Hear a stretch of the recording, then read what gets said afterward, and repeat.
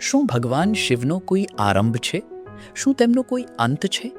બ્રહ્મા અને વિષ્ણુમાંથી સૌથી શ્રેષ્ઠ કોણ? અને આ પ્રશ્નનો જવાબ ભગવાન શિવે કેવી રીતે આપ્યો? આજે આપણે જાણીશું શિવપુરાણના તૃતીય અધ્યાયનું અદ્ભુત રહસ્ય. ઓમ નમઃ શિવાય. તૃતીય અધ્યાય, અનંત જ્યોતિર્લિંગનું પ્રાગટ્ય. એક સમયે ભગવાન બ્રહ્મા અને ભગવાન વિષ્ણુ વચ્ચે એક પ્રશ્ન ઊભો થયો. આ સૃષ્ટિમાં સૌથી મહાન કોણ?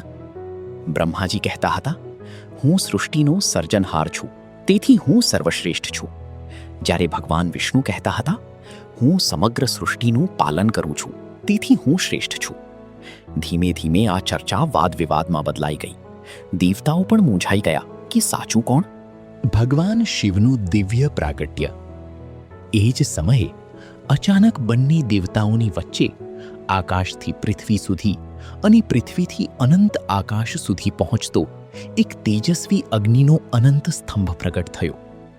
તે એટલું દિવ્ય અને પ્રકાશમય હતું કે તેનો આરંભ ક્યાં હતો અને અંત ક્યાં હતો તે કોઈ જાણી શક્યું નહીં. આ અનંત પ્રકાશ જ ભગવાન શિવનું નિરાકાર સ્વરૂપ હતું. બ્રહ્મા અને વિષ્ણુની શોધ.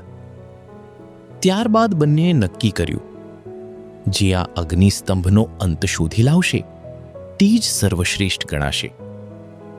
ભગવાન વિષ્ણુએ વરાહનું સ્વરૂપ ધારણ કર્યું અને નીચે તરફ ગયા. ભગવાન બ્રહ્માએ હંસનું સ્વરૂપ ધારણ કર્યું અને ઉપર તરફ ઉડ્યા. હજારો વર્ષ સુધી બંને શોધ કરતા રહ્યા, પરંતુ તે અગ્નિસ્તંભનો ન તો આરંભ મળ્યો અને ન તો અંત. સત્ય અને અસત્યની પરીક્ષા. ભગવાન વિષ્ણુ પાછા આવીને નમ્રતાથી બોલ્યા, હે દેવ, હું તમારો અંત શોધી શક્યો નથી.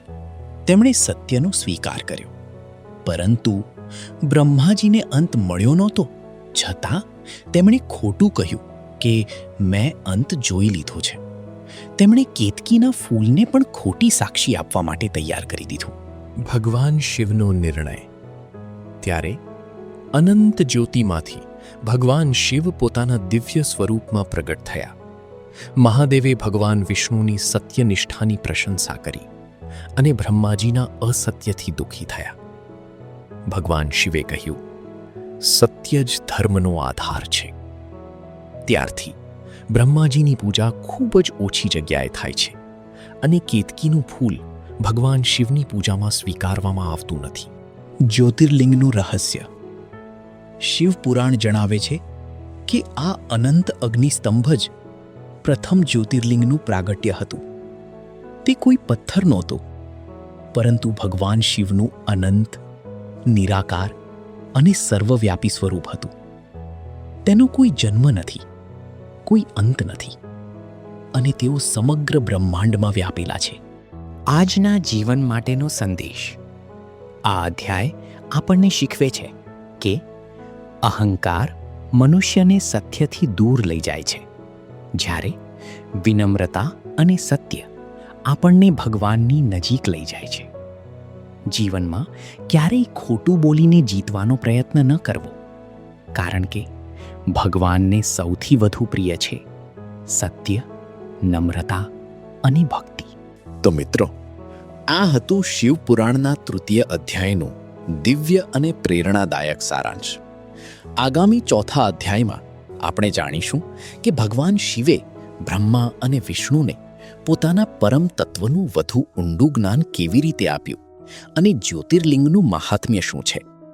જો તમને આ વિડીયો ગમ્યો હોય તો તેને જરૂર શેર કરજો અને ભગવાન શિવના આવા જ પવિત્ર જ્ઞાન માટે અમારી ચેનલને સબસ્ક્રાઇબ કરવાનું ભૂલશો નહીં. બોલો હર હર મહાદેવ. ઓમ નમઃ શિવાય.